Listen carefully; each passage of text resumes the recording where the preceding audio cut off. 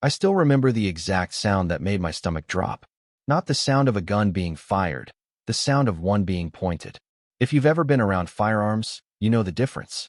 There is a certain silence that follows when someone suddenly realizes things have gone too far. That silence hit me the moment a man wearing a black tactical vest raised a pistol and aimed it directly at my son's chest. "Step away from the truck," he shouted. Now, my son didn't move, didn't blink, didn't even look surprised. And somehow that scared me more than the gun itself. Because the look on his face told me he had already calculated every possible outcome. The man pointing that weapon had no idea who he was dealing with. Before I tell you what happened next, let me take you back a little, because none of this started with a gun. It started with something much smaller: pride, control, and a group of people who couldn't stand being told no. My name is Daniel Mercer, and about 8 years ago, I bought a 43-acre ranch outside a small town called Red Creek. It wasn't fancy. No mansion, no gated entrance, just rolling pasture, cedar trees, a weathered barn that needed more repairs than I cared to admit, and enough open sky to remind me every morning why I had left the city behind. For a long time, life there was exactly what I wanted. Peaceful, predictable, the kind of place where neighbors waved from pickup trucks and nobody cared what color your mailbox was. Then the development arrived. About 2 miles east of my property, a company built a retirement community called Silver Ridge Estates. At first, I didn't pay much attention. People move in, people move out, that's life. But once the homeowners association got established, things slowly started changing. New signs appeared, new rules appeared, new attitudes appeared. Residents who used to smile started acting like they worked for some private government. The woman running most of it was named Evelyn Harper. If confidence could be bottled and sold, she'd be a billionaire. She always walked into a room like she owned it, even when she didn't. The first letter from the HOA arrived about 6 months after Silver Ridge opened. It claimed my fence violated community standards. I laughed when I read it. My ranch wasn't even part of their development. I tossed the letter into the trash and forgot about it. A month later, another one arrived. Then another. One complained about the appearance of my barn. One complained about equipment visible from the road. Another suggested my livestock fencing reduced neighborhood aesthetics. I responded politely the first few times. I even attached copies of property records showing my land had never been included in their association. It didn't matter. The letters kept coming. Looking back, I think Evelyn knew she couldn't legally control my property. The problem was that she didn't care about legality.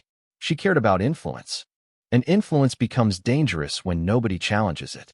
Things became much more personal when my son came home. His name wasn't Marcus. In this story, let's call him Ryan. Ryan had spent nearly a decade serving overseas. He rarely talked about what he'd done, and I never pushed him. Some memories don't need witnesses. When he left the military, he told me he was tired.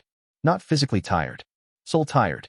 The kind of tired that follows a person home after years of carrying responsibilities most people never understand. He wanted quiet. He wanted normal. So he moved back to the ranch to help me with the property. For a while, things were good. We'd work cattle in the morning, fix fences in the afternoon, sit on the porch at sunset and watch deer move across the pasture. Sometimes we barely talked. Sometimes those were the best evenings. Then Silver Ridge noticed him. Almost overnight, new complaints started appearing. Strange complaints.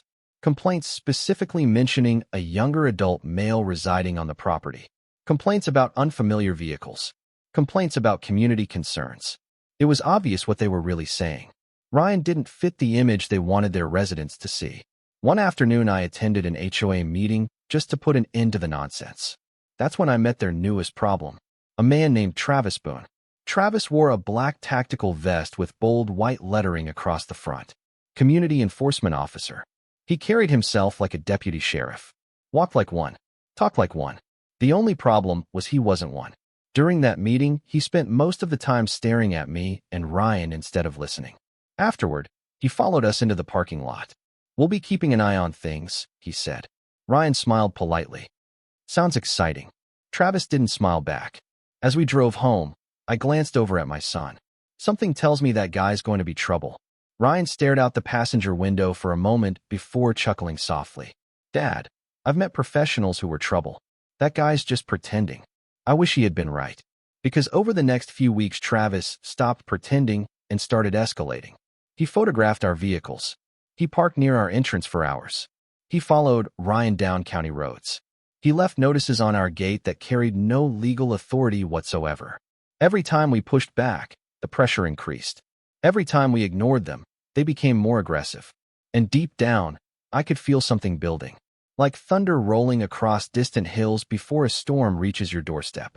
What I didn't know was that Evelyn Harper had already decided Ryan needed to leave Red Creek, and she was willing to let Travis do almost anything to make that happen. The first sign that things were getting worse came from people who weren't even involved. One morning, I was loading feed bags into the truck when my neighbor, Earl Dawson, pulled into the driveway. Earl had lived in Red Creek longer than almost anybody. The man knew every property line, every family feud, every shortcut through the county.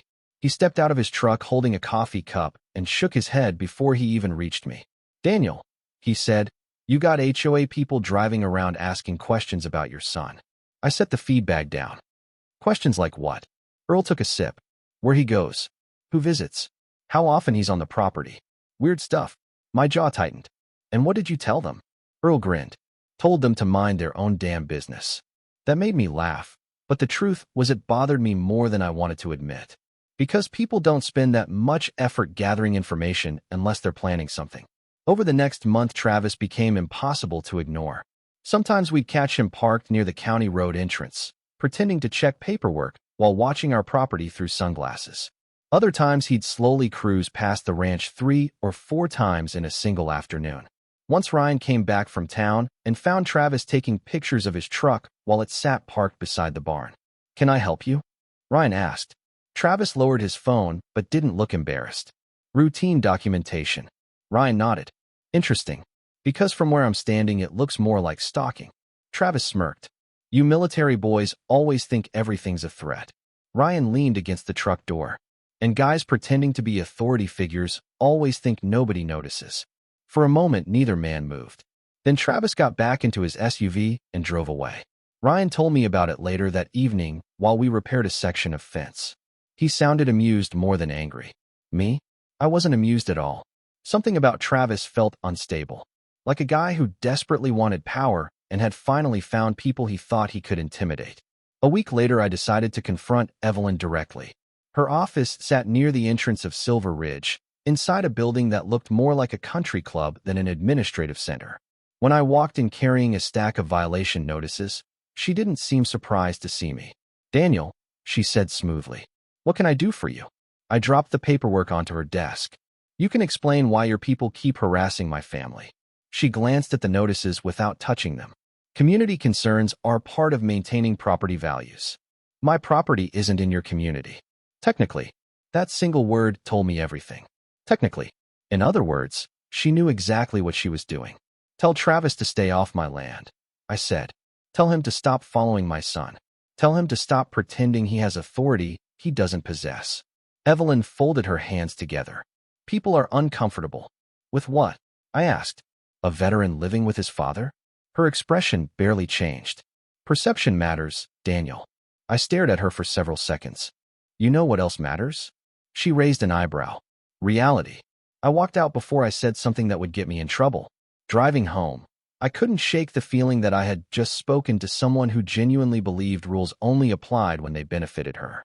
Ryan listened quietly when I told him about the meeting. Then he shrugged. "People like that usually create their own downfall." "Maybe," I said, "but I prefer it happen before somebody gets hurt." Unfortunately, I was already too late. The morning everything exploded started like 100 other mornings. The sun was barely above the trees. The air smelled like fresh hay and dust. Ryan had spent most of the morning hauling bales from the north pasture while I worked on a stubborn barn door hinge that refused to cooperate. Looking back, what haunts me isn't the confrontation itself. It's how normal everything felt just minutes before it happened. The sound of birds, the hum of insects, the creak of old wood. Then I heard tires on gravel. I looked up and saw a dark SUV tearing down our private driveway. Too fast. Way too fast. Dust exploded behind it like smoke. The vehicle stopped hard about 30 yards from the barn.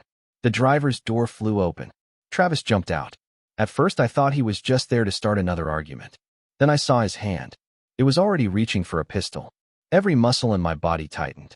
Ryan stepped away from his truck confused but calm. Travis drew the weapon and pointed it directly at him. "Step away from the vehicle," he shouted. "Hands where I can see them." For a second, I genuinely couldn't process what I was seeing. This wasn't an argument anymore. This wasn't harassment.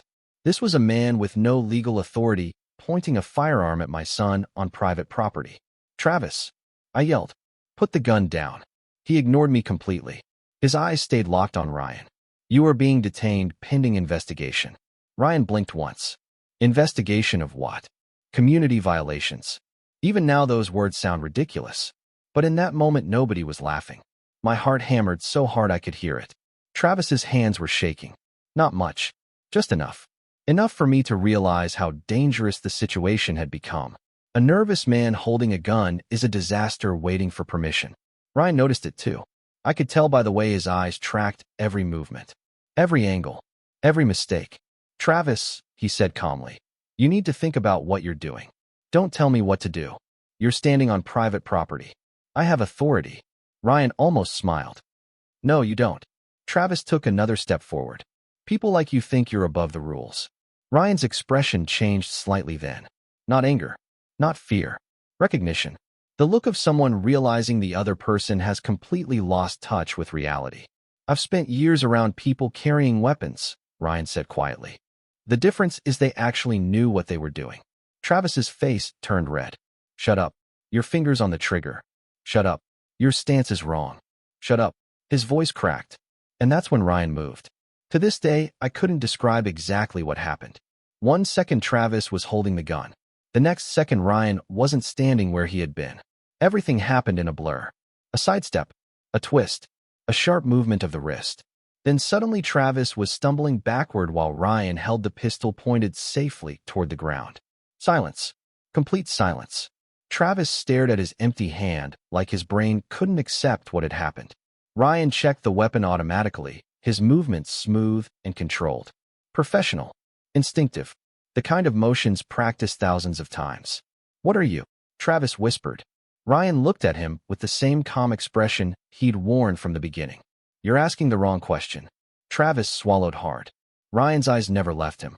"The question you should be asking is why you thought pulling a gun on somebody was a good idea." For the first time since arriving, all of Travis's confidence disappeared. The fake authority, the swagger, the intimidation. Gone. Standing in front of us wasn't a powerful enforcer. It was a frightened man who had just realized he had made the worst mistake of his life. I pulled out my phone and started recording. "It's over, Travis," I said. "Every second from this point forward is evidence." He looked at me, then at Ryan, then at the pistol no longer in his possession. And finally, for the first time, fear appeared in his eyes. Real fear. The kind that comes when somebody suddenly understands consequences are no longer theoretical. They are already on the way.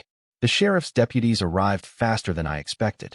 Maybe it was the fact that a firearm had been involved. Maybe it was the video evidence. Maybe it was because even in a quiet county like ours, the words armed confrontation tend to move people off their chairs in a hurry. Either way, by sunset there were patrol vehicles parked outside my gate and investigators walking the property. Deputy Mason Grant was the first person to review the footage. He watched the entire recording without saying much, then replayed parts of it a second time. When he finally looked up, his expression told me everything. "Mr. Mercer," he said, "this is a lot more serious than a neighborhood dispute." That turned out to be the understatement of the year. Once investigators started pulling on the thread, the whole sweater came apart. Witnesses began coming forward almost immediately. A retired couple produced photographs showing Travis conducting unauthorized surveillance months earlier. Another homeowner handed over emails documenting threats from HOA leadership. Then someone provided security footage showing Travis entering private property without permission on multiple occasions. Suddenly, the story wasn't about one bad afternoon. It was about a pattern, a campaign, a system, and systems leave trails. Search warrants followed. Investigators seized Travis's vehicle. They recovered notebooks, photographs, recordings, and enough documentation to prove he had been monitoring residents and non-residents for far longer than anyone realized. But the real bombshell came from his phone. Text messages connected him directly to Evelyn Harper and several board members. Conversations that should never have existed. Instructions, requests, discussions about applying pressure, encouraging complaints, targeting specific people, creating enough discomfort to convince property owners to leave. Reading those messages felt surreal. For months, I had wondered whether Evelyn truly understood what was happening. The answer was sitting right there in black and white. She didn't just know. She had helped build it. The investigation expanded quickly after that. Civil attorneys became involved. State agencies became involved. Insurance companies became involved. Every week seemed to bring another headline, another filing, another resident stepping forward with a story. Some people had received threatening notices. Others had been intimidated during meetings. One family claimed their teenage son had been singled out because he didn't fit the community image leadership wanted to project.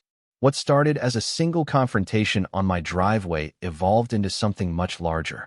People who had stayed silent for years suddenly realized they weren't alone. And once enough people stopped being afraid, the people who relied on fear lose their power. Travis eventually accepted a plea agreement rather than face trial. The details weren't nearly as important as the symbolism.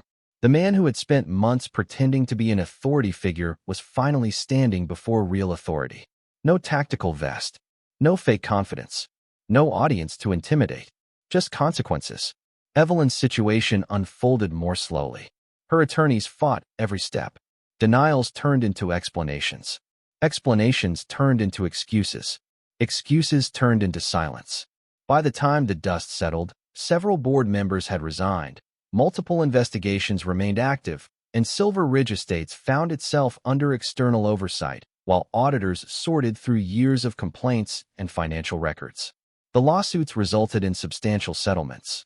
But honestly, the money wasn't what mattered most to me.